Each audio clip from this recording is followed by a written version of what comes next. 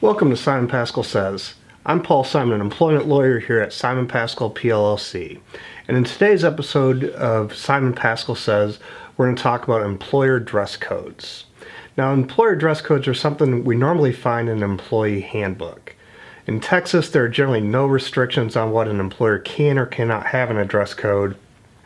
And because of this, we see a wide range of dress codes, from requiring uniforms to only being allowed to wear certain colors.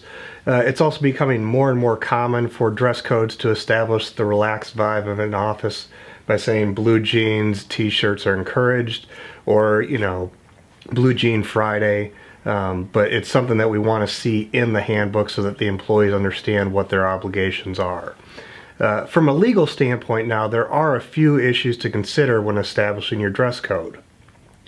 While in some situations an employer may require all workers to follow a uniform dress code, even if the dress code conflicts with some workers' ethnic beliefs or practices, a dress code cannot treat some employees less favorably, though, because of their national origin. For example, a dress code that prohibits certain kinds of ethnic dress, such as traditional African or East Indian attire, but otherwise permits casual dress, would treat some employees less favorably because of their national origin. Also, an employer should be mindful of potential religious beliefs.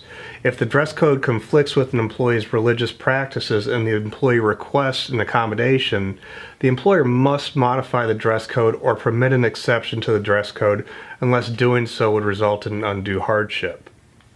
Similarly, if an employee requests an accommodation to the dress code because of his or her disability, the employer must modify the dress code or permit an exception to the dress code, again, unless doing so would result in an undue hardship.